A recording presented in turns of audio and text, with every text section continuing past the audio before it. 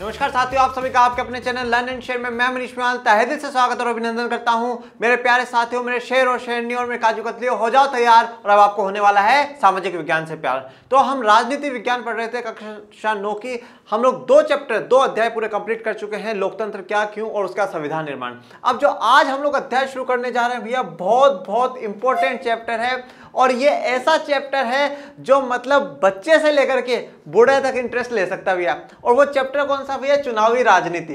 ये राजनीति वो शब्द है जहां चाय की दुकान से लेकर के संसद तक सिर्फ और सिर्फ राजनीति पे बहस चलती है। ठीक है, निष्कर्ष कुछ निकले ना निकले पर बहस सबकी चलती है। दोस्तों के बीच में लड़ाई राजनीति करा देती है, परिवार में लड़ाई राजनीति करवा देती है। पर ये राजनीति साहब बहुत इंटरेस्टिंग टॉपिक है और आज इसी इंटरेस्टिंग टॉपिक को हम लोग पढ़ने जा रहे हैं। अध्याय 3 चुनावी राजनीति, लेक्चर 1। पर इस चैप्टर को शुरू करने से पहले कुछ कॉन्सेप्ट है जो कि मैं आप लोगों को क्लियर कर देता हूं।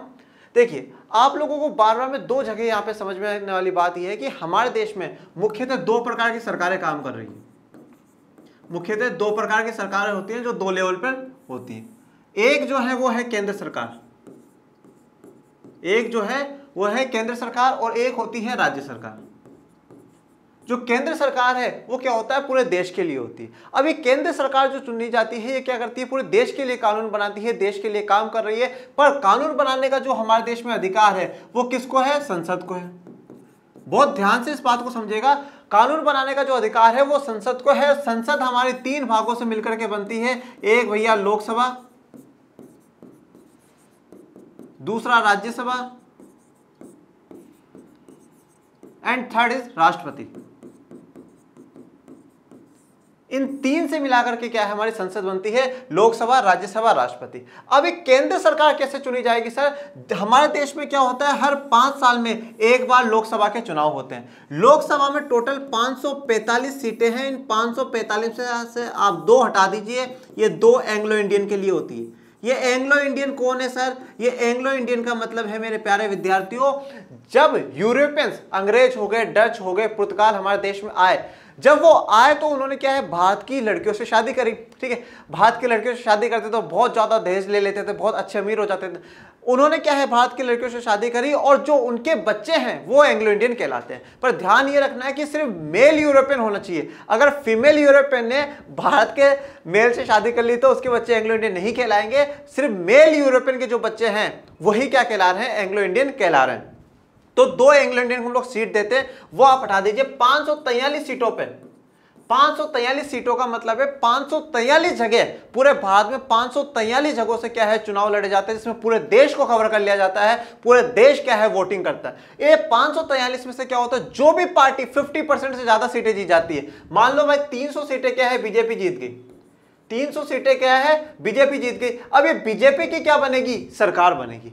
बीजेपी की क्या बनेगी? सरकार बनेगी। सरकार का मतलब क्या है? सरकार का मतलब आता है कि भैया उसमें प्रधानमंत्री होगा और उसमें उसके मंत्री होंगे। सरकार सिर्फ यही खत्म हो जाती है, प्रधानमंत्री और मंत्री। कानून बनाने का जो काम है वो संसद का है। उसमें लोकसभा भी है, राज्यसभा भी है, राष्ट्रपति साहब भी है। लोकसभा में भाई 300 अगर बीजेपी के हैं तो 243 दूसरी पार्टी के भी तो होंगे, कांग्रेस के भी होंगे, आम आदमी पार्टी के भी होंगे, सपा के भी होंगे, बसपा के भी होंगे। 243 लोग दूसरी पार्टी के भी होंगे। तो क्या है? कानून बनाने का अधिकार तो संसद को है, पर कानून क्या आएगा देश में यह सोचने का अधिकार किसको है? सरकार को है। सरकार सोचेगी कि भाई ट्रिपल तलाक बंद होना चाहिए, नहीं होना चाहिए, सरकार सोचेगी। सरकार सोचेगी नोटबंदी होनी चाहिए, नहीं होनी चाहिए, सरकार सोचेगी जीएसटी आना चाहिए, नहीं आना चाहिए। ये काम पहले सरकार सोचेगी, उसके बाद क्या होगा? संसद में लाया जाएगा। और जब संसद में इसको लाया जाएगा तो क्या होगा? लोकसभा में पहले चर्चा होगी। अब लोकसभा में बीजेपी के भी हैं और कांग्रेस के भी हैं। फिर राज्यसभा में आएगा। राज्यसभा का एक बिल्कुल अलग प्रोसीजर होता है। राज्यसभा में भी जो लोग चुने जाते हैं वो भी मैं आपको बताऊंगा कैसे चुने जाते हैं। यहां से भी पास हो गया, फिर क्या होगा? राष्ट्रपति साहब साइन कर देते तो वो कानून बन जाता है। तो जब लोकसभा के क्या है? चुनाव होते हैं, हर 5 साल में चुनाव होते हैं। 543 सीटों पे एक साथ चुनाव होते हैं। ये जब 5 साल में चुनाव होते हैं, जो भी पार्टी 50% से ज्यादा सीटें जीत जाती है उसकी क्या बन जाती है? सरकार बन जाती है। तो आप लोग बहुत सी बार सुनोगे लोकसभा के चुनाव है। क्या सुनोगे? लोकसभा के चुनाव है। तो लोकसभा के चुनाव का मतलब है हम केंद्र के लिए, हम देश के लिए सरकार चुन रहे हैं, यह लोकसभा का मतलब है। और लास्ट जो लोकसभा के चुनाव हुए वो 2019 में हुए हैं, जिसमें भारतीय जनता पार्टी ने बहुमत के साथ फिर से माननीय प्रधानमंत्री मोदी जी को क्या है, प्रधानमंत्री बना दिया। तो एक चुनाव तो क्या हुआ, लोकसभा वाले हुए, जहां पर हमने क्या है, केंद्र की सरकार को चुना, देश की सरकार को चुना। अब दूसरी तरफ आ जाते हैं राज्य सरकार की तरफ। अब इसी प्रकार से क्या होता है, राज्यों में होता है विधानमंडल, राज्यों में होता है विधान मंडल। अब इस विधानमंडल में भी 3 पार्ट है इसके भी, एक होता है विधानसभा, फिर एक है विधान परिषद,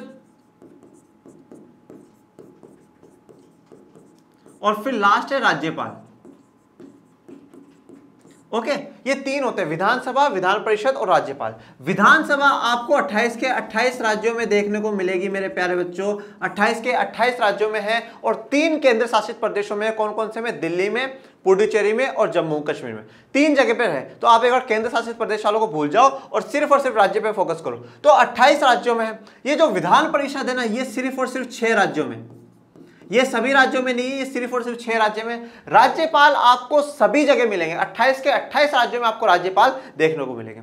अब देखो, जैसे यहां पे लोकसभा के चुनाव से हमने केंद्र की सरकार चुनी, यहां पर हम लोग विधानसभा के चुनाव से क्या होगा, हम लोग राज्य की सरकार को चुनेंगे। ठीक है, मान लो मैं राजस्थान का उदाहरण ले लेता हूं। राजस्थान की विधानसभा में टोटल 200 सीटें हैं। 200 सीटों का मतलब है 50% से ज्यादा जीत जाए। 50% से एक भी ज्यादा जीत गई, 100 इसका 50% होता है, 101 सीट भी जीत गई ना, तो उसी पार्टी की क्या है, सरकार बन जाएगी। मान लो कांग्रेस यहां पर 110 सीटें जीत गई भैया, 110 सीटें जीत गई मतलब उनकी सरकार बन गई। और सरकार का मतलब क्या है भैया, मुख्यमंत्री आपका होगा, मंत्री आपके होंगे, ठीक है, मुख्यमंत्री आपका होगा, मंत्री आपके होंगे। तो जो विधानसभा में अब 200 जगह, राजस्थान के अंदर 200 जगह चुनाव होंगे, 200 जगह से लोग चुन करके जाएंगे और पूरा राजस्थान उसमें वोट करेगा। तो जब जो पार्टी सबसे ज्यादा यहाँ पर सीटें जीत जाएगी वो क्या कहलाएगी, राज्य की सरकार बनाएंगी, मुख्यमंत्री और मंत्री बनाएंगे। अब देखो, पर कानून बनाने का जो अधिकार है वो तो विधानमंडल को है भैया। विधानसभा, विधान परिषद अगर है तो राजस्थान में नहीं है, काट दो इसको। राज्यपाल, तो भाई अब देखो सोचेगी सरकार कि भैया हमारे यहाँ पे जो है ना टैक्स लगता है, हमारे यहाँ पे जो गाड़ियों पे चालान करते हैं उसमें थोड़ा सा बदलाव आना चाहिए। सरकार सोचेगी, उसका तो विधानसभा में लेकर आके आएगी। अब 110 ही कांग्रेस के हैं, 90 तो बीजेपी के, आम आदमी पार्टी के, सपा के, सबके हैं, तो वो तो विरोध भी करेंगे। तो कानून बनाने के लिए विधानसभा में जब आएगा तो विधानसभा में आएगा, चर्चा होगी, वो पास हो गया, यहां से आगे चला गया तो डायरेक्ट राज्यपाल के पास जाएगा, राज्यपाल साहब साइन कर देंगे तो वो क्या हो जाएगा, फाइनल उस राज्य के लिए कानून बन जाएगा, उस विशेष पर्टिकुलर राज्य के लिए कानून बन जाएगा। और अगर विधान परिषद भी, जैसे यूपी में विधान परिषद है, तो पहले विधानसभा में कानून, फिर विधान परिषद में कानून और फिर राज्यपाल साहब के पास जाता है यहाँ पे। ठीक है, अब यहाँ पे जो राज्यसभा के जो लोग हैं, राज्यसभा में टोटल 245 सीटें हैं मेरे प्यारे विद्यार्थियों, और इनको कौन चूज कर रहा है, इनको विधानसभा के लोग चूज करते हैं, राज्यों की विधानसभाओं के लोग चूज करते हैं, तो वही क्या है वहां पर भेजते हैं। अब आप लोगों को एक सुनने को मिलेगा विधानसभा के चुनाव। तो आपको 2 रूप से मुख्यतः चुनाव इस चैप्टर में देखने को मिलेंगे। लोकसभा के चुनाव, तो जब लोकसभा के चुनाव हो रहे हैं मतलब केंद्र सरकार हम लोग चुन रहे हैं, और जब राज्यसभा के चुनाव हो रहे हैं तब हम लोग क्या है, राज्य की सरकार, एक पर्टिकुलर स्टेट की गवर्नमेंट को हम लोग चूज कर रहे हैं। इस पर ही क्या होती है, बहुत भेसबाजियां होती है, लोग लड़ पड़ते हैं कि यार बीजेपी अच्छा कर रही है, कांग्रेस अच्छा कर रही है, आम आदमी पार्टी अच्छा कर रही है, जो कि थोड़ा सा गलत है। इस प्रकार से मैंने आपको पूरा बेसिक बता दिया है कि लोकसभा के चुनाव कैसे होते हैं और विधानसभा के चुनाव कैसे होते हैं। अब आगे आ जाते हैं। अब जो आपका चैप्टर है उसमें क्या है, हरियाणा की बात करिए। हरियाणा में 1987 के चुनाव की बात करिए। 1987 में क्या है, वहां पे जो एक नेता है देवीलाल चौधरी जो नेता है, वो 1982 में कांग्रेस की सरकार जीत करके अपनी सरकार बना लेती। ठीक है, और इनके विरोध में क्या है, एक आंदोलन चलाते हैं। ठीक है, न्याय युद्ध उस आंदोलन को नाम देते हैं, क्या नाम देते हैं,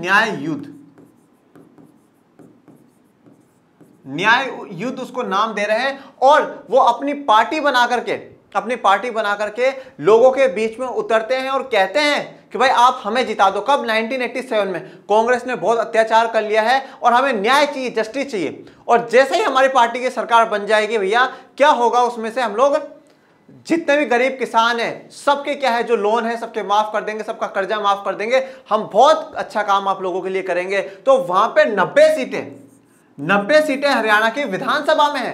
राज्य की सरकार की बात हो रही है, मुख्यमंत्री बनने की बात हो रही है, राज्य सरकार की बात हो रही है, तो विधानसभा चुनाव होंगे। जब विधानसभा चुनाव हो रहे तो विधानसभा में कितनी सीटें हैं, मतलब हरियाणा से कितना प्रतिनिधित्व, 90 सीटों का है, मतलब 90 जगह से हरियाणा से लोग चुन करके आएंगे, उसमें पूरा हरियाणा वोट डालेगा। तो उन्होंने क्या है, हरियाणा से 90 सीटों पर अपने कैंडिडेट उतारे और उनमें से 76 सीटें इनकी पार्टी और इनके साथ की जो छोटी मोटी पार्टियां हैं वो मिलकर के जीतती है। और इन 76 में से अकेले 60 सीटें ये अकेली पार्टी जीत जाती। अब जीत गई, 50% से ज्यादा जीत गई, 45 का 46 भी जीत जाती तो सरकार इनकी बन जाती। भैया सरकार बन गई, मुख्यमंत्री बन गए देवीलाल जी, मंत्री बना दिए अपने। जब ये सब कुछ बना दिए, प्रोसीजर उनका हो गया पूरा कंप्लीट, वो सरकार में आए और सरकार में आते ही उन्होंने सबसे पहला क्या काम करा है, लोगों के जो कर्जे हैं वो माफ कर दिए, किसानों के, गरीबों के। फिर जब वापस चुनाव होते हैं तो वो चुनाव में वो सरकार हार जाती है और कांग्रेस की सरकार वापस आ जाती है। तो 2-3 बातें आपको ध्यान में रखने वाली बात है कि एक तो लोकसभा और विधानसभा के चुनाव से ही क्या है, सरकार का गठन होता है। राज्यसभा में आपकी कितनी सीटें हैं वो फर्क नहीं पड़ता है, विधान परिषद में कितनी सीटें वो फर्क नहीं पड़ता है, पर लोकसभा और विधानसभा ही सरकार बनाने के लिए क्या है, जिम्मेदार है। और यहाँ पे दोनों जगह 5 साल के बाद ही चुनाव होते हैं। हर 5 साल के बाद चुनाव होते हैं। कभी कभार अगर कुछ प्रॉब्लम आ जाती है तो 4 साल के बाद भी चुनाव करा दिए जाते हैं, नहीं तो नहीं होते। जो हर 5 साल के बाद चुनाव हो रहे हैं उन्हें हम लोग आम चुनाव कहते हैं, उन्हें हम लोग आम चुनाव कहते हैं। जनरल इलेक्शन से हो, ठीक है, जनरल इलेक्शन से जो हर 5 साल में होते हैं। और जैसे मान लो कि भाई हमने इन 90 सीटों पर से किसी जो 2 लोगों को चुना था, उनमें से क्या हुआ, 2 लोगों की मृत्यु हो गई, तो भैया वो सीट तो खाली हो गई। हाँ, वो सीट तो खाली हो गई। मान लो 2 जन क्या हो गए, मान लो वहां पे रिजाइन कर दिया है, ठीक है, भाई इस्तीफा दे दिया कि भाई हम लोग क्या है, हम लोगों को नहीं रहना है। और एक जने ने, मान लो एक जने के साथ कोई बड़ी बीमारी हो गई, बड़ी प्रॉब्लम हो गई, तो वो भी क्या है, वहां पर काम नहीं करना चाहता। अब ये 5 सीटें तो क्या हो गई, खाली हो गई। हाँ, अब इन 5 सीटों का क्या होगा, ये और ये सब जो हुआ ये काम 1 साल के बाद ही हो गया, तो अभी तो 4 साल बाकी हैं। अगर ऐसा काम कभी भी हो जाता है तो विद इन द 6 मंथ, 6 महीने के अंदर अंदर क्या है, चुनाव कराने होते हैं। और 6 महीने पर जब चुनाव कराएंगे, मतलब ये बीच में चुनाव कराने पड़ते हैं, तो उसे हम लोग कहते हैं उपचुनाव। क्या कहते हैं, उपचुनाव। और ये आम चुनाव को इंग्लिश में जनरल इलेक्शंस और उपचुनाव को हम लोग बाय इलेक्शंस भी हम लोग कहते हैं। विधानसभा में जो लोग चुन करके आएंगे उन्हें हम लोग कहते हैं विधायक, उन्हें हम लोग कहते हैं विधायक, और इंग्लिश में कहते हैं MLA, member of legislative assembly. और लोकसभा में, राज्यसभा में जो लोग चुन करके जाते हैं उन्हें हम लोग कहते हैं सांसद, सांसद, और इंग्लिश में कहते हैं मेंबर ऑफ पार्लियामेंट, एमपी। ये जो सारी शॉर्ट समरी मैंने आपको इस चैप्टर के बारे में बता दी है, ये ऐसे वर्ड्स थे जो आपको आगे जाकर के दिक्कत करने वाले थे, जो अब नहीं करेंगे। अब आ जाते हैं हम हमारे चैप्टर। चुनाव की जरूरत क्यों है, ये बच्चे सोच रहे हैं कि चुनाव की जरूरत ही क्यों है। भाई इतना बड़ा, देखो इतने लोगों को वोट डलवाने के लिए ले जाना, इतना खर्चा होता है, पार्टियों के लोग खूब पैसा फेंकते हैं, खूब पैसा लगाते हैं लोगों को खरीदने के लिए, गाड़ियों में तेल डलवाना और करना, बहुत सा खर्चा होता है। तो इतना खर्चा करने की जरूरत क्यों है, चुनाव की जरूरत क्यों है। हम लोग लोकतंत्र वाले चैप्टर में पढ़ चुके हैं कि हम प्रतिनिधित्व वाला सिस्टम अपना रहे हैं, रिप्रेजेंटेशन वाला सिस्टम अपना रहे हैं कि भाई 10 लाख लोगों में से हम एक को चुन ले और वो 10 लाख लोगों को रिप्रेजेंट करेगा। जैसे कि कप्तान जब फील्ड पे जाता है तो 11 की टीम को रिप्रेजेंट करता है, उसी प्रकार से एक इंसान क्या उन सभी लोगों को रिप्रेजेंट कर ले। तो ऐसा सिस्टम करने की जरूरत का है, चुनाव की जरूरत का है। तो देखिए, अगर सारे लोग रोज साथ बैठे और सारे फैसले मिलजुल करके ले, तब बिना चुनाव के लोगों का शासन संभव। भाई देखो अब क्या हो, या तो भाई तुम लोग चुनाव कराओ मत, चलो मैंने मान लिया मत कराओ, पर क्या सारे के सारे लोग एक साथ मिलकर के सारे फैसले ले सकते हो। हाँ, कल को कोई बात हो गई, मान लो पाकिस्तान भारत पर अटैक कर रहा है, हाँ भाई 123 करोड़ लोगों को बुलाओ, मीटिंग करते हैं कि पाकिस्तान के अटैक का जवाब दे या ना दे। हाँ, एक एक जने को बुलाएंगे, 130 करोड़ आ जाएंगे टाइम पे? बिल्कुल भी नहीं आएंगे। 130 छोड़ो, 100 करोड़ मान लो, 100 करोड़ लोग क्या है एक टाइम मिल जाएंगे, बातचीत कर लेंगे? नहीं करेंगे, तो लोगों के पास टाइम नहीं होगा। अगर ये चीज आप कर सकते हो तो चुनाव की जरूरत नहीं है। किसी भी बड़े समुदाय के लिए ऐसा करना संभव नहीं, बिल्कुल भी संभव नहीं, ठीक है, ये इम्पॉसिबल काम है। ना ही ये संभव है कि हर किसी के पास हर मामले पर फैसला करने का समय और ज्ञान हो। देखो भैया, पहली बात तो लोगों के पास समय नहीं, आजकल लोगों के पास इतना भी टाइम नहीं है कि वो अपने रिश्तेदार से अच्छे से बात कर ले, ठीक है। लोग अब तो शादियों के कार्ड भी व्हाट्सएप पे भेज देते हैं, हाँ भाई आना हो तो आ जाना है और नहीं तो तेरी मर्जी है। तो लोगों के पास वैसे ही समय नहीं है, और तो देश का फैसला लेने के लिए क्या उनके पास इतना समय होगा, पहली बात। दूसरी बात, क्या इतना नॉलेज है क्या? हाँ, भाई डिफेंस का इतना नॉलेज है क्या? और जिस भी मुद्दे पर हम लोग चर्चा करने के लिए बुला रहे हैं उतना नॉलेज हर इंसान के पास है, उतना ज्ञान क्या हर इंसान के पास है? नहीं होगा। और अगर फिर हम जिनके पास ज्ञान नहीं है उनकी बात नहीं मानेंगे तो कल को यह बात होगी कि हम लोग लोकतंत्र को फॉलो नहीं कर रहे हैं। तो इसलिए क्या है, ये सिस्टम हम लोगों को नहीं पोसाता है। इसलिए अधिकांश लोकतांत्रिक शासन व्यवस्था में लोग अपने प्रतिनिधियों के माध्यम से शासन करते हैं, अपने प्रतिनिधियों रिप्रेजेंटेटिव के थ्रू क्या कर रहे हैं, रूल कर रहे हैं। भैया कोई भी मेरे क्षेत्र में प्रॉब्लम हुई ना, जो हम लोग 5 लाख 10 लाख लोग हैं जिनको तो सबको रिप्रेजेंट कर रहा है। जैसे कि मैं आपको उदाहरण देता हूं कि भैया सांसद के लिए लखनऊ से 1 सीट है, तो लखनऊ में ना, लखनऊ से क्या है 1 सीट है। अब इस लखनऊ कितना बड़ा है, लखनऊ के आसपास के गांव भी होंगे, जिला होगा, पूरा बहुत बड़ा जो है लखनऊ उसमें है। अब उस लखनऊ में मान लो टोटल 20 लाख लोग ऐसे हैं। अब इन 20 लाख लोगों से क्या है, एक जने को चुन करके हमने क्या बना दिया, सांसद बना दिया।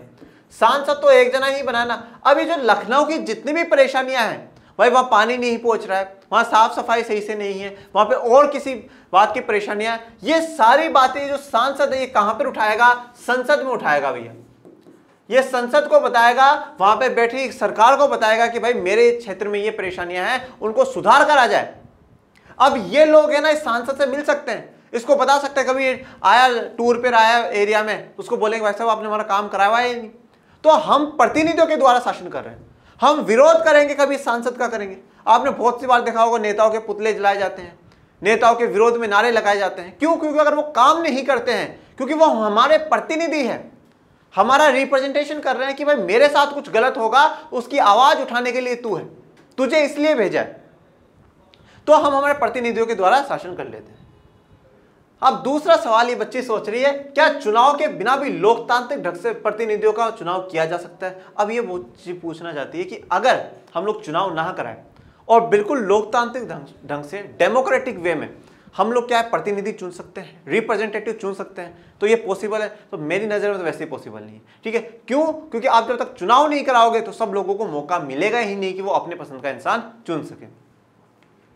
आइए एक ऐसी जगह के बारे में कल्पना करें जहां प्रतिनिधियों का चुनाव उम्र और अनुभव के आधार पर किया जाता है। अब जैसे मान लो कि भाई एक जगह से, भाई पूरे लखनऊ में हम लोग मान लेते हैं उम्र के आधार पे हम लोग कर रहे हैं, तो लखनऊ में क्या है, मान लो 100 लोग हैं, एक छोटे से एग्जांपल से अपन लेकर के चलते हैं, 100 लोग हैं। अब 100 लोगों में बोला अरे वो राम प्रसाद है ना, हाँ राम प्रसाद, अरे उसके जो दादाजी ना सबसे बड़ी उम्र के हैं, कितने के भैया, और वो 105 साल के हैं। कितने के भैया वो राम प्रसाद के? 105 साल के। एक काम करो, इन्हीं को सांसद बना दो, यही सारे फैसले ले लेंगे। उम्र के आधार पे, अनुभव के आधार पे अगर हम लोग ऐसा करने लगे तो अब बताओ वो 105 साल का आदमी कितने दिन जिएगा? वो 105 साल का आदमी कितने दिन जिएगा? वो 10 दिन 15 दिन बाद मर गया तो फिर वापस बुलाओ, फिर वापस एक जने को चुनो। ठीक है, और मान लो 2 जने 105 साल के हो गए तो फिर किसको चुनोगे भैया? आ गया ना कॉन्फ्लिक्ट, आ गई परेशानी। तो हम लोग इस प्रकार से नहीं चुन सकते। या ऐसी जगह की कल्पना करें जहां प्रतिनिधियों का चुनाव शिक्षा या ज्ञान के आधार पर होता हो, तो शिक्षा या ज्ञान के आधार पर होता हो तो भैया आज तो भारत 72 या 76% जो आबादी वो शिक्षित है। हाँ, 72 या 76% जो आबादी है वो भारत की शिक्षित है। कितनों को हम लोग सांसद बना देंगे? कितनों को हम लोग सांसद बना देंगे? किसे ज्यादा अनुभव या ज्यादा ज्ञान है ये तय करने में थोड़ी परेशानी आ सकती है, बिल्कुल आएगी। भाई हम कैसे पता लगाए कि इसको राजनीति का कितना ज्ञान है? कैसे पता लगाएंगे कि इसको कितना पता है कि किस प्रकार से देश को गवर्न किया जाता है? इसको कैसे पता लगाएंगे कि इसको हमारे देश के संविधान के बारे में कितना नॉलेज है? तो हम नहीं ये बात पता लगा सकते। पर ये मान ले कि लोग मिलजुल कर इन परेशानियों को दूर कर लेंगे, फिर ऐसी जगह पर चुनाव की जरूरत नहीं रह जाएगी। अगर मान लो, चलो फिर भी हमने मान लिया, वैसे इम्पॉसिबल बात है, अगर इन चीजों को लोग सोल्व आउट कर लें, ठीक है भाई, उम्र वाला फैक्टर लोग रख ले, ज्ञान वाला रख ले, अनुभव वाला फैक्टर रख ले, और इन बातों पे मान ले कि इस प्रकार से काम हो सकता है, तो फिर हमें चुनाव की जरूरत नहीं। पर आप मुझे एक बात बताओ, चुनाव का मतलब क्या है? मैं चुनाव का मतलब मैं सिर्फ आसान सा बताता हूं, चुन प्लस आओ। चुन प्लस आओ मतलब, चुन का मतलब क्या होता है? सिलेक्ट करना। भाई आपने क्या कर लिया है? सिलेक्ट कर लिया है। और आओ का मतलब आप बुला लो। चुन प्लस आओ, मैंने चुन लिया है, आओ और देश को चलाओ। हाँ, यही बात हो रही है, सिलेक्ट करना। मैं 2 शर्ट में से एक शर्ट को सिलेक्ट कर रहा हूं, मैं वहां पर भी चुनाव कर रहा हूं, मैं वहां पर भी चुनाव कर रहा हूं। तो जब मैं जहां सिलेक्ट कर रहा हूं तो वो तो चुनाव हो ही गया ना भैया। यहां पर भी जब मैं राम प्रसाद के 105 साल के में से और दूसरे इंसान के, दादाजी के 105 साल के इंसान में से मैं चुन रहा हूं कि भैया मैं राम प्रसाद वाले के साथ हूं, तो यहां पर भी तो मैंने चुनाव ही करा है। तो चुनाव तो जरूरी है, ये तो नेसेसरी है कि ये हो। हाँ, इतने लार्ज स्केल पे ना हो। जब भैया आपको चुनाव ही करना है तो फिर बड़े स्केल पे करवा के बढ़िया इंसान को चुन लो ना। कितने ऑप्शन आज हमारे पास चुनाव में होते हैं, 10-12 लोग एक जगह से खड़े हो जाते हैं। बीजेपी का नहीं तो कांग्रेस का, कांग्रेस का नहीं तो आम आदमी पार्टी का, आम आदमी पार्टी का नहीं तो सपा का, बसपा का, किसी को भी हम लोग चुन सकते हैं। कोई तो अच्छा इंसान होगा उनमें से। पर ऐसे अब भी हमारे पास सिर्फ 2 ही चॉइस है, या तो राम प्रसाद के दादा को चुनो या क्या है उसके दादा को चुनो। तो यहां पर क्या है, ये चीज थोड़ा सा गड़बड़ा जाती है, ये बिल्कुल भी सही ढंग नहीं है। चुनाव का मतलब यही है, चुन प्लस आओ, मतलब हम हमारे नेताओं को चुन रहे हैं और उनको बुलाओ और राज करो, ठीक है। पर वो क्या कहते हैं, तुम हमें चुनो और हम तुम्हें चुना लगाएंगे, ठीक है। इस प्रकार से देश की राजनीति चल रही है। चुनाव में मतदाता कई तरह से चुनाव करते हैं। अब देखो, जब वोटर है ना, वोट डालने जाता है ना, वो बहुत सी बातें सोच के दिमाग में चलता है कि मेरे लिए ये इंसान काम करेगा या नहीं करेगा, ये वाली जो पार्टी है इसकी विचारधारा कैसी, ये वाली पार्टी क्या मेरे समुदाय के लिए सोचती है, क्या दलित पिछड़ी जातियों के लिए सोचती है, क्या ये मेरे धर्म के लिए सोचती है, क्या ये पार्टी महिलाओं के लिए काम करेगी या नहीं करेगी, ठीक है, क्या ये पार्टी हिंदी भाषी लोगों के लिए, तमिल भाषी लोगों के लिए काम करेगी या नहीं करेगी। मतलब बहुत से प्रकार के दिमाग। देखो, हम लोग बहुत सी बार कहते हैं कि सरकार हमें राष्ट्र के हिसाब से चुननी चाहिए कि हमारे राष्ट्र के लिए सरकार कौन सी बेहतरीन है। पर फिर भी देखो, लोगों के क्या है, जो आम जीवन की जो परेशानी है ना, मैं आपको एक बात बताना चाहता हूँ। जैसे कि आज जो गरीब इंसान है ना, उसके लिए सबसे बड़ी परेशानी है ना, वो गरीबी है, ठीक है। वो यह नहीं सोचता है कि देश का कितना विकास हुआ है, कितना विकसित हुआ, वो यह चाहता है कि सबसे पहले उसको 2 वक्त का खाना मिल जाए। तो वो ऐसी पार्टी को वोट करेगा जो 2 वक्त का खाना उसको अवेलेबल करवा दे। उसके बाद वो आगे की सोचेगा। कोई बेरोजगार इंसान है, वो ये सोचेगा कोई पार्टी मुझे रोजगार प्रोवाइड करवा देना, तो मैं उस पार्टी को वोट दूं। जो दलित पिछड़ी जाति के लोग हैं, जिन पर रोज ना रोज अत्याचार होते हैं, वो ये सोचेंगे यार हमारे साथ ये अत्याचार खत्म हो जाए, कोई ऐसा कानून आ जाए जिससे हमारे पूरे अत्याचार खत्म हो जाए, हम ऐसी पार्टी को चुनेंगे। तो सब अपनी अपने इंडिविजुअल जो थिंकिंग्स है ना, उस हिसाब से लोग क्या है चूज करते हैं पार्टी को, और उस हिसाब से ही लोगों को वोट दे करके आगे बढ़ाते हैं। वे अपने लिए कानून बनाने वाला का चुनाव कर सकते हैं। तो भाई, जो हमारे लिए कानून बनाएगा, एक विशेष वर्ग के लिए, विशेष समुदाय के लिए, विशेष क्षेत्र के लोगों के लिए अगर अच्छा सा कानून बना दे, तो क्या होगा कि हाँ भैया हम उसी लोगों को चुनेंगे। अब मान लो जैसे जीएसटी है, तो जीएसटी व्यापारियों के लिए। अब व्यापारी सोचे नहीं यार जीएसटी कानून अच्छा है, जो जीएसटी कानून को और बढ़िया बनाएगा हम उसी को क्या है नेता बनाएंगे हमारा। जो हमारी मांग है, जो हमारी डिमांड्स है, उसको जो पूरा कर देगा हम उसी को करेंगे। तो भाई, कानून बनाने का काम तो बोले सर संसद का है। भैया, संसद का तो है, पर सरकार सोचेगी तो सरकार ना। तो ऐसा इंसान हो जिसमें पावर हो, कह सके संसद में जाके कि भाई तुम ये कानून बनाओ, तो ही क्या है मजा है। वे सरकार बनाने और बड़े फैसले करने वाले का चुनाव कर सकते हैं। अब देख लो, अब जैसे मान लो कि भैया 2 पार्टियां हैं, एक्स और वाई, ठीक है। ये जो वाई पार्टी है ना, इसकी लहर है। लोगों को पता है कुछ भी हो चुनाव तो वाई पार्टी ही जीतेगी और वाई पार्टी ही सरकार बनाएगी। तो आधे लोग तो क्या एक्स को वोट इसलिए नहीं देते कि भाई एक्स जब जीतेगा ही नहीं, तो एक्स पार्टी जब सरकार ही नहीं बना सकती है तो हम उसको वोट देकर के अपना वोट खराब क्यों करें। क्योंकि भैया कानून कौन बनाएगा, सरकार सोचेगी, सरकार बनाएगी संसद, तो सोचने का काम तो सरकार का है। और जब सरकार ही वाई वालों की बन रही है तो वाई वालों को जिताओ ना, ज्यादा अच्छे तरीके से जिताओ, जो ये कल को और भी अच्छा काम करे। वे सरकार और उसके द्वारा बनने वाले कानूनों का दिशा निर्देश करने वाली पार्टी का चुनाव कर सकते हैं। तो देखो अब क्या है, हर पार्टी क्या होता है चुनाव से पहले अपना मेमोरेंडम लोगों के सामने पेश करती है कि भाई हम लोग ये काम करेंगे, जब हम लोग जीत जाएंगे ना हम ये काम करेंगे। जैसे कि देवीलाल चौधरी ने क्या करा था कि भाई हम किसानों का लोन माफ कर देंगे। ये बात उन्होंने अपनी उस पत्र में दी है लोगों को कि हम ये काम करेंगे। तो जब वो पता करते हैं कि उनके दिशा निर्देश क्या है, वो आगे आने वाले समय में 5 साल में क्या क्या कानून बनाने की वो पार्टी सोच रही है, उसी हिसाब से फिर लोग वोट करते हैं। अगर वो गरीबों के लिए कुछ ऐसी योजनाओं का विचार रख रही है उसमें, तो गरीब कहेंगे बहुत बढ़िया, इनको तो वोट देना चाहिए। तो जैसे आपको इस चित्र में दिख रहा होगा कि भाई इसको नहीं, हम तो इसको चुन रहे हैं, ठीक है। तो लोग चुनते हैं, आधार पे हैं कि बहुत से आधारों के आधार पे ही क्या है लोग चुनते हैं। तो चुनाव में जब लोग जाते हैं, जो मतदाता है, मतदाता मतलब वोटर, मत का मतलब होता है वोट और दाता मतलब दान करने वाला, ठीक है। तो हम वोट का दान करते हैं जो वोट डालने जाते हैं। और वोट हमारे देश में 18 प्लस से जो भी बच्चा है, 18+ से जो भी लोग हैं, चाहे उनकी किसी जाति हो, किसी धर्म से हो, किसी लिंग से हो, किसी समुदाय से हो, कुछ भी हो, वो सब वोट डाल सकते हैं और सभी का वोट एक समान होगा। अमीर वोट डालेगा तो भी एक ही गिना जाएगा, गरीब वोट डालेगा तो भी एक ही गिना जाएगा। अब ये इनका वापस से सवाल आ गया है। सवाल है कि चुनाव को लोकतांत्रिक मानने के आधार क्या क्या है। भाई किस आधार पे मैं कहूं कि हमारे देश में जो चुनाव होते हैं वो लोकतांत्रिक है, डेमोक्रेटिक है। भाई डेमोक्रेटिक का, लोकतंत्र का मतलब है जनता का सिस्टम। जनता का सिस्टम का मतलब है मेरी चॉइस। भाई जनता का सिस्टम का मतलब है मेरी चॉइस। भैया 2 घर मुझे ऑफर करे गए कि मनीष या तो ये वाला सिलेक्ट कर लो या ये वाला सिलेक्ट कर लो। यहां पे मुझे डेमोक्रेसी है कि भाई मैं ये वाला लूंगा और मुझे बोल दिया जाए नहीं ये दोनों नहीं है, ये एक घर है और ये घर लेना ही पड़ेगा तुझे, तो मेरे पास डेमोक्रेसी नहीं है। हम पहले बात कर चुके हैं, लोकतंत्र सिर्फ राजनीति में नहीं है, हमारे जीवन के हर पहलू में है, जीवन के हर स्टेप बाय स्टेप पर है। ठीक है, तो लोकतंत्र मानने के, चुनाव को या देश को लोकतांत्रिक मानने के क्या क्या आधार हो सकते हैं। हर किसी को चुनाव करने की सुविधा हो, यानी हर किसी को मताधिकार हो और हर किसी के मत का समान मोल हो। मतलब पहली जो शर्त है ना वो तो ये हो कि भाई सबको क्या हो, वोट देने का अधिकार हो। राइट टू वोट है ना वो होना चाहिए, सबके पास राइट टू वोट होना चाहिए। और आपको गर्व करना होगा कि हमारा देश जब आजाद हुआ, जब संविधान बनकर के तैयार हुआ और लागू हुआ 26 जनवरी 1950 से, हमारे देश के संविधान ने जिस दिन से लोकतंत्र लागू हुआ 26 जनवरी 1950 से, उसी दिन से सभी को बराबर के वोट के अधिकार दिए।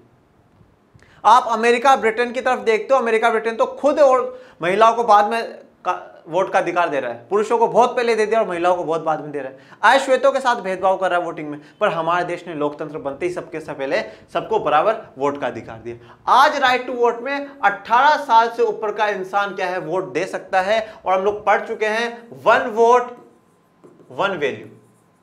हर वोट की क्या है, सेम वैल्यू रहेगी। गरीब डालेगा तो भी एक ही वोट है, अमीर डालेगा तो भी एक ही वोट है। तो पहला तो मताधिकार होना चाहिए, राइट टू वोट हमारे पास सबके पास है, 18+ से होना चाहिए। ठीक है, और सबका समान मोल हो, तो समान मोल है, इक्वल वैल्यू सभी की। चुनाव में विकल्प उपलब्ध हो, विकल्प मतलब ऑप्शन होना चाहिए। मैंने कहा ना, अगर मुझे ये बोले कि यही घर लेना है तो फिर काहेगा लोकतंत्र भैया। हाँ, अब आज चाइना में बोलते हैं कि भाई आपको इसी पार्टी को चुनना है, इसी पार्टी को ही वोट डालना है, दूसरी पार्टी नहीं है, फिर काहेगा लोकतंत्र। कोई लोकतंत्र बचा ही नहीं वहां पे, तो फिर कोई सेंसिबिलिटी नहीं रही वहां। तो पर आपके पास क्या होना चाहिए, विकल्प होने चाहिए, आपके पास ऑप्शन होने चाहिए। तो चुनाव में विकल्प उपलब्ध हो, पार्टियों और उम्मीदवारों को चुनाव में उतरने की आजादी हो और वे मतदाताओं के लिए विकल्प पेश करें। और क्या हो, सभी पार्टियों को, सभी मतदाताओं को, ठीक है भाई, हर इंसान को क्या है, चुनाव में उतरने का मौका भी मिलना चाहिए। अगर कल को मैं चाहूं कि मैं राजनीति करूं, मैं पॉलिटिक्स करूं, तो मुझे मौका मिलना चाहिए कि हाँ मैं चुनाव में उतर सकता हूं। मेरी मर्जी है कि मैं कल को नई पार्टी बना करके लोगों को चुनाव में उतारूं, तो वो भी होना चाहिए। तो सबके पास विकल्प होना चाहिए। जब ज्यादा से ज्यादा पार्टियां होंगी, ज्यादा से ज्यादा लोग खड़े होंगे, तो क्या होगा, लोगों के पास ऑप्शन ज्यादा आएंगे। और ऑप्शन जब ज्यादा आएंगे तो लोगों के पास अच्छी सुविधा होगी कि भाई हम ये नहीं तो इसको, नहीं तो इसको, और इसको नहीं तो इसको चुन ले, तो बेस्ट काम हमारे लिए हो जाएगा। चुनाव का अवसर नियमित अंतराल पर मिलता रहे। नए चुनाव कुछ वर्षों में जरूर कराए जाने चाहिए। नियमित अंतराल रहना चाहिए, रेगुलर इंटरवल रहे। मतलब भाई इतने साल के बाद तो चुनाव होंगे ही होंगे। तो हमारे कितने हैं भैया, 5 साल बाद। चाहे कोई से भी चुनाव हो, पंचायत के हो, नगर निगम के हो, विधानसभा के हो, लोकसभा के हो, कोई से भी चुनाव हो, 5 साल के अंदर अंदर करवाने ही पड़ते हैं। हर 5 साल बाद चुनाव होंगे, जिससे क्या होगा, जो पार्टी आज चुन करके काम कर रही है उसके मन में डर रहेगा कि हमने जनता के हिसाब से काम नहीं करा है, तो ये 5 साल बाद हमें हटा देंगे। नेक्स्ट पॉइंट है, लोग जिसे चाहे वास्तव में चुनाव उसी का होना चाहिए। भाई कोई घपलेबाजी नहीं होनी चाहिए। हाँ, बूथ कैप्चरिंग नहीं होनी चाहिए। बूथ कैप्चरिंग क्या होता है कि भैया क्या होता है, एक पार्टी के लोग होते हैं, वो जाकर के उस बूथ को कवर कर लेते हैं, जहां पे वोटिंग होती है उसको, उस जगह को बूथ बोलते हैं बेटा। और उस जगह पे क्या होता है, सारे सिस्टम को हैक कर लेते हैं, रोक लेते हैं सबको, और बोलते तुम हमारी वोट डालना, हमारी पार्टी को ही वोट डालना, नहीं तो खुद जा करके गलत बटन दबा करके खुद की पार्टी को वोट डाल देते हैं। तो लोग जिसे चाहते हैं सिर्फ उसी का ही चुनाव होना चाहिए, किसी प्रकार की गफलेबाजी, घोटालेबाजी नहीं होनी चाहिए। जैसा कि आपको इस चित्र में दिख रहा होगा, सभी लोग क्या है, वोट डाल रहे हैं, अपना अपना वोट डाल रहे हैं। जिस भी कैंडिडेट को वो जिताना चाहते हैं उसके लिए वो मतदान कर रहे हैं। चुनाव स्वतंत्र और निष्पक्ष ढंग से कराए जाने चाहिए, जिससे लोग सचमुच अपनी इच्छा से व्यक्ति का चुनाव कर सके। भैया निष्पक्ष, स्वतंत्र और निष्पक्ष होनी चाहिए। स्वतंत्र का मतलब यह है कि भाई मैं जिसको वोट देना चाहता हूं उसी को दूं, किसी प्रकार के मुझ पर कोई प्रेशर ना बने, मुझे कोई खरीदने की कोशिश ना करे। और निष्पक्ष होने चाहिए जो चुनाव करा रहा है। अब भारत में चुनाव कौन कराता है, भारत में चुनाव करा रहा है इलेक्शन कमीशन ऑफ इंडिया।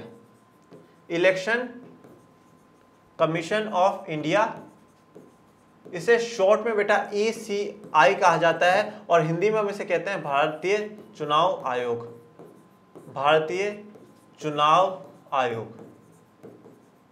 ठीक है, ये क्या होता है, लोकसभा के और विधानसभा के जो चुनाव होते हैं वो कौन करवाता है, भारतीय चुनाव आयोग करवाता है। तो जो ये कराए ये क्या हो, बिल्कुल निष्पक्ष कराए, किसी के साथ भेदभाव नहीं करे कि भाई नहीं इस पार्टी को ज्यादा समर्थन कर दे उसको कम करे, सबके साथ इक्वलिटी से काम करे।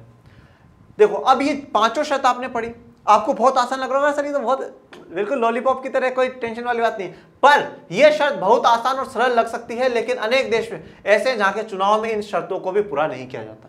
तो बहुत से ऐसे देश हैं जहां पे इन शर्तों को पूरा नहीं किया जा सकता। जैसे आप चाइना को देख लो, कहां पर आपके पास ऑप्शन मिलते हैं, नहीं मिल रहा वहां पर ऑप्शन। ठीक है, हमने लोकतंत्र वाले में पाकिस्तान की स्टोरियां पढ़ी है, काफी देशों की स्टोरी हम लोग पहले जान चुके हैं, तो वहां पर कहाँ है। तो जो शर्तें देखो, खतनी में और करनी में अंतर होता है। हम कहते बहुत कुछ है पर करते कुछ नहीं, तो जो हम कह रहे हैं वो करें तभी मजा है, नहीं तो कोई मजा नहीं। अब देखो ये अंकल जी सोच रहे हैं कि क्या राजनीतिक प्रतिद्वंदिता अच्छी चीज है। वह प्रतिद्वंदिता का मतलब क्या है, कंपटीशन। ये जो पॉलिटिकल कंपटीशन हो रहा है, कांग्रेस बीजेपी पे बोल रही है बीजेपी गलत है, बीजेपी बोल रहा है कांग्रेस गलत है, फिर आम आदमी पार्टी कांग्रेस के ऐसा कर रही है, तो सब एक दूसरे की बुराई कर रहे हैं, सब एक दूसरे का कंपटीशन ये जो चल रहा है, ये क्या अच्छी बात है। अब ये अच्छी बात है या बुरी बात है ये देखते हैं। चुनाव का मतलब राजनीतिक प्रतियोगिता या प्रतिद्वंदिता ही है भाई, पॉलिटिकल कंपटीशन ही है, प्रतियोगिता और प्रतिद्वंदिता ही है कि कंपटीशन है कि भाई क्या हो, एक ना एक क्या है, जो भी बेस्ट है उसको चुनकर हमें लाना है। भाई प्रतियोगिता जब होती है, भाई रेस लग रही है, 100 मीटर की रेस लग रही है, तो जो सबसे पहले जीत गया, वो जो सबसे पहले पहुंच गया वो जीत गया, तो प्रतियोगिता ही तो है, कंपटीशन ही तो था। तो उसी प्रकार से क्या है, पॉलिटिकल कंपटीशन भी है। निर्वाचन क्षेत्रों में इसका स्वरूप सवाल उम्मीदवारों के बीच प्रतिद्वंदिता का हो जाता है, अगर प्रतिद्वंदिता नहीं रहे तो चुनाव बेनामी हो जाता है। निर्वाचन क्षेत्रों का मतलब क्या है ये हम आगे भी पढ़ेंगे। जैसे कि मैंने आपको बताया कि जब विधानसभा के चुनाव हो रहे हैं, राजस्थान में 200 सीटें, 200 सीटें मतलब क्या है, राजस्थान को 200 भागों में बांट दिया गया। ये जैसे मान लो राजस्थान है, इसको 200 भागों में बांट दिया गया, यहाँ से, फिर यहाँ से, यहाँ से, यहाँ से, ऐसे ऐसे करके उसे 200 भागों में बांट दिया गया। अब 200 भागों में तो जैसे यहाँ पर 10 लाख लोग हैं, इस वाले क्षेत्र में 10 लाख लोग हैं, इस वाले क्षेत्र में 10 लाख लोग हैं, इस वाले क्षेत्र में 10 लाख लोग हैं, 10 लाख 10 लाख 10 लाख। अब यहाँ से जो 10 लाख लोग हैं वो एक जने को चुन लेंगे, और जिस एक जने को चुनेंगे उसको हम लोग विधायक कहेंगे। ठीक है, तो ये जो एक जने का, ये इसको कहते हैं हम लोग निर्वाचन क्षेत्र। अब इसमें क्या है, यहाँ से बहुत जने खड़े होंगे, 10 जने 15 जने, आम आदमी पार्टी अपना कैंडिडेट उतारेगी, निर्दलीय भी उतर जाएंगे जिसको किसी पार्टी से कोई मौका नहीं मिल रहा है, सब अपनी पार्टी उतारेंगे। तो ये 10-15 जनों में से ये 10 लाख जने क्या है, एक को सिलेक्ट करेंगे और विधायक बना देंगे। इसी प्रकार से जब हम इंडिया की बात करते हैं तो इंडिया को छोटे छोटे 543 हिस्सों में बांट दिया जाता है, और हर हिस्से से क्या है, एक एक चुनने को चुनकर बुलाया जाता है। तो वो जहां से निर्वाचन कराया जाता है, इलेक्ट कराया जा रहा है, उस क्षेत्र की हम लोग बात कर रहे हैं। तो उसमें क्या होता है, जो डायरेक्ट है ये उम्मीदवारों से होता है, जो कंटेस्टेंट है, जो चुनाव लड़ रहा है, उस पर क्या है, प्रतिद्वंदिता या कॉम्पिटिशन बढ़ जाता है कि नहीं मुझे बीजेपी वाले को हराना है, बीजेपी वाला सोचता है मुझे आम आदमी पार्टी वाले को हराना है, वो सोचता है निर्दलीय को हरा दूं मैं। ठीक है, तो यहां हो जाती है। और अगर ये प्रतिद्वंदिता ना हो, ये कंपटीशन अगर ना हो, तो ये चुनाव भी क्या हो जाएंगे, बेमानी हो जाएंगे, बिल्कुल खराब हो जाएंगे, कोई मतलब ही नहीं रहेगा चुनाव का। ठीक है, अगर आपके पास कंपटीशन ही नहीं बचा है तो फिर चुनाव किस बात के। लेकिन क्या राजनीतिक प्रतिद्वंदिता का होना अच्छी चीज है? पर ये जो पॉलिटिकल कंपटीशन हो रहा है ये क्या अच्छी बात है क्या? चुनावी प्रतिद्वंदिता में कुछ स्पष्ट नुकसान दिखते हैं। देखो जब पॉलिटिकल कंपटीशन होता है ना, तो कुछ नुकसान हमें देखने को मिल रहे हैं। नुकसान देखने का मतलब क्या है, आप बहुत सी बार देखते होंगे कि एक कैंडिडेट दूसरे से जीतने के लिए बहुत हद तक गिर जाता है, साम दाम दंड भेद सारे इस्तेमाल कर लेता है। वो सोचता है कि भाई ये एक्स वाला है, ये वाई है, ये सोच रहा है कि हम दोनों के बीच में बहुत तगड़ा कंपटीशन है, तो एक्स क्या करेगा, एक्स थोड़ा सा बदमाश प्रवृत्ति का इंसान है, ये वाई को क्या है, गुंडे भेज करके मरवाएगा। हाँ, गुंडे भेज करके मरवाएगा, तू हट जा कंपटीशन से, नहीं तो मैं तेरे साथ ऐसा कर दूं, गलत स्थिति में आ जाएगा। ये क्या है, वोटर्स को खरीदने की कोशिश करेगा, बोले तुम सबको 5-5 हज़ार रुपये दूंगा, सबको मैं क्या है शराब पिलाऊंगा, हाँ, सबको मैं ना नए नए कपड़े दिला दूंगा, खूब पैसा फेंक रहा है, खूब बुरी तरीके से क्या है यहाँ पे ये नुकसान देखने को मिल रहा है। तो पहली बात तो क्या है, इस प्रकार के नुकसान आपको देखने को मिलते हैं, ये भी है। उसके अलावा क्या होता है, जो आम जनता है, जो वोटर्स है, वो भी क्या है डिवीजन हो जाता है, बंटवारा सा हो जाता है। हम तो कांग्रेस के समर्थक है जी, हम तो कांग्रेस को वोट देंगे, हम भाजपा के हैं, हम आम आदमी पार्टी के हैं। तो इस प्रकार से क्या होता है, बस्तियों में, मोहल्लों में, कॉलोनियों में, हर जगह क्या है, बंटवारा हो जाता है। लोग एक दूसरे से पार्टी के नाम पर भी क्या हो जाता है, नफरत करने लग जाते हैं। अरे वो देखो, वो उस पार्टी को समर्थन करता है, अरे उसकी पार्टी ने काम ही क्या करा है, कुछ ही तो नहीं करा। मैं आपको एक आखिरी में बहुत इंपॉर्टेंट सीख देकर के जाने वाला हूँ। इससे हर बस्ती, हर घर में बंटवारे जैसी स्थिति हो जाती है। आपने भी अपने इलाके में सुना होगा कि लोग पार्टी पॉलिटिक्स के फैलने की शिकायत करें। तो पार्टी पॉलिटिक्स फैलते हैं ना, अरे अरे भाई कांग्रेस ने जो काम करा वो आज तक किसी ने नहीं करा। अरे दिमाग खराब हो गया क्या है, क्या करा कांग्रेस ने, भाजपा ने ये काम कर। ओ तुम दोनों चुप हो जाओ, आम आदमी पार्टी बहुत तगड़ा काम कर रही है भाई।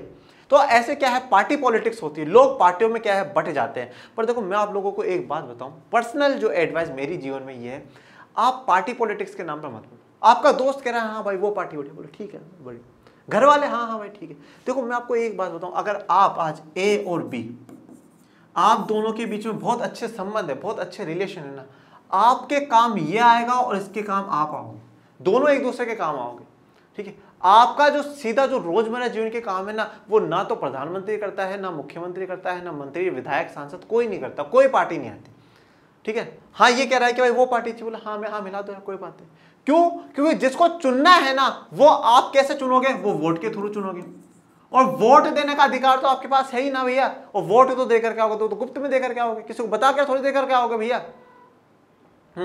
तो उसके चक्कर में आप लोग अपने रिलेशंस क्यों खराब करो, किसी से रिलेशन खराब मत करो। जो जैसा बोलता है उसको हाँ में हाँ बोल दो, हाँ ठीक। और बाकी हमेशा पर्सनली न्यूट्रल रहो, भाई ये पार्टी अच्छा काम कर रही है, सच में अच्छा कर रही है, उसको मान के चलो, अच्छा कर रही है उसको वोट दो। बाकी अपनों से लड़ने की क्या जरूरत है, अपनों से लड़कर के क्या है, हम बहुत बड़े बन जाएंगे क्या।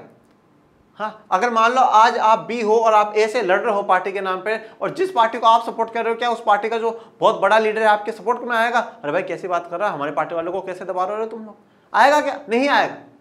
पर जब दुख मुसीबत होगा तो यही आपके काम आएगा। तो पार्टी पॉलिटिक्स में मत फंसा करो, ठीक है ना। या तो फिर अच्छे से पार्टी पॉलिटिक्स में उतर जाओ, किसी पार्टी से टिकट ले के इलेक्शन लड़ो, विधायक बनो, सांसद बनो, जिससे हम भी कहें कि हमारे स्टूडेंट विधायक और सांसद है, ठीक है।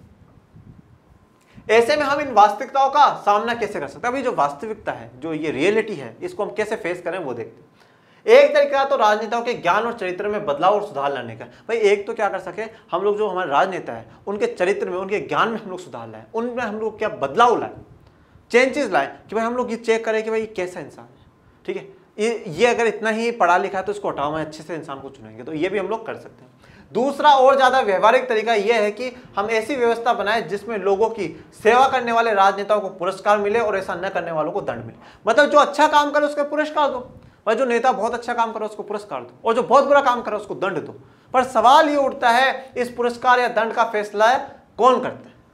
बहुत बड़ा सवाल है कि नेताओं को पुरस्कार और दंड देने का फैसला कौन करेगा। अरे भैया लोकतंत्र की बात कर रहा हूं मैं, लोकतंत्र की बात कर रहा हूं। और लोकतंत्र किसका सिस्टम है, जनता का सिस्टम है भैया। किसका सिस्टम है, जनता का सिस्टम है। जब सिस्टम ही जनता का है तो डिसाइड भी कौन करेगी, कि जनता ही डिसाइड करेगी किसको इनाम देना है और किसको दंड देना है। इसका सीधा सा जवाब है कि लोग करते हैं।